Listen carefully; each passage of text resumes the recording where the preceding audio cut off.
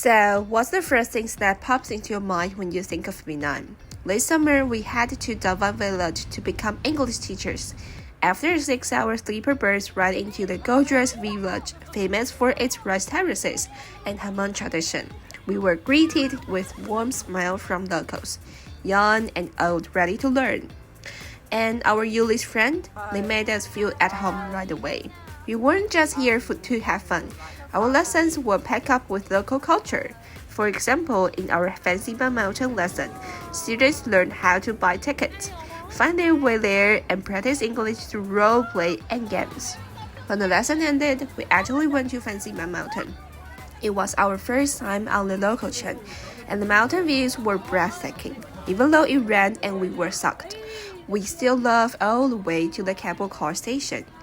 From up there, the entire Davao rice terraces unfolded beneath us. It was magical.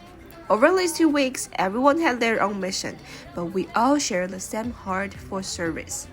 Fast forward to July 4th. After almost 5 months of planning, the big day was finally here.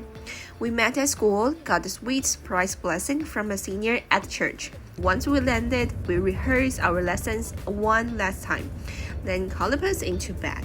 Then came to the bus ride to Sapa. The view, pure Vietnam, street food stalls, shop signs in Vietnamese, and the energy of the street.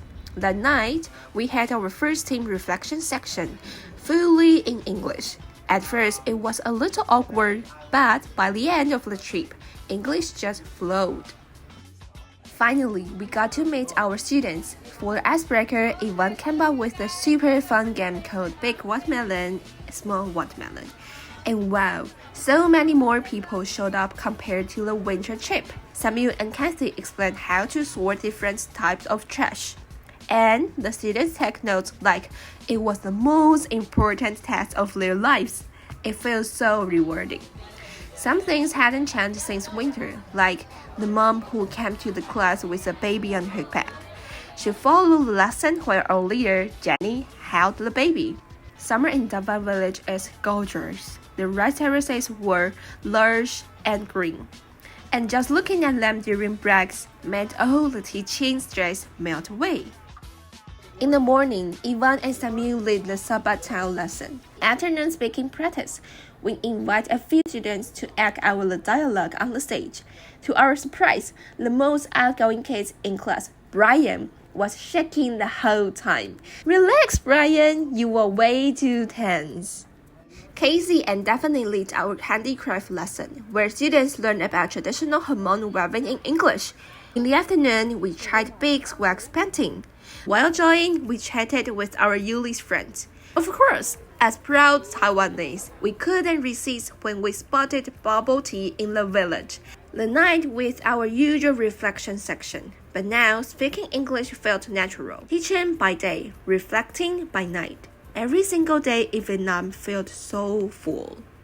The day's lesson was all about Kaka village. During speaking practice, we went through the sentences together, word by word. Day by day, they were getting better. That feeling, pure satisfaction. The morning started with dark clouds, and sure enough, heavy rain followed. But it didn't stop our students from coming. The classroom was still packed. The afternoon speaking practice, we met the students and the teachers. We handed over our point stick, and then stood at the front, pointing, reading, and leading the class like pros. Outside, the rain was turning the streets into little streams. Ivan quickly bought a pair of flip-flops. Total one enrollment moment. Today, our classroom moved outdoors to the most stunning rice terraces you can imagine. Today, they became tour guide, leading us through the lush green field of Fancy Bao. Over these past few days, we realized these clothes aren't just cultural symbols. Students wear them to class, to work, to the market. Honestly, there's no better way to showcase Hmong culture than to literally wear it. And of course, we had to try them on. Jenny put one and instantly got a chorus of wow from everyone. Looking back at the morning lesson, it was such a blast. In the check-in lesson, Daphne and Casey create a maze game using real maps and pictures of Sabbath Town, step by step. They've got closer to the finish line, and closer to speaking practical English for real tourism. We ended the day with a big group photo in the green field. Definitely one of those memories we will keep forever after returning to Taiwan. Today was our last day in Davan Village. It was Taiwan Day. We told the students about the Dragon Boat Festival, its story and traditions. Meanwhile, some of our teammates become chefs for the day, preparing lunch for over 20 people right there in the classroom, chopping garlic and then stir-frying everything over high heat, just like in Taiwan street kitchens.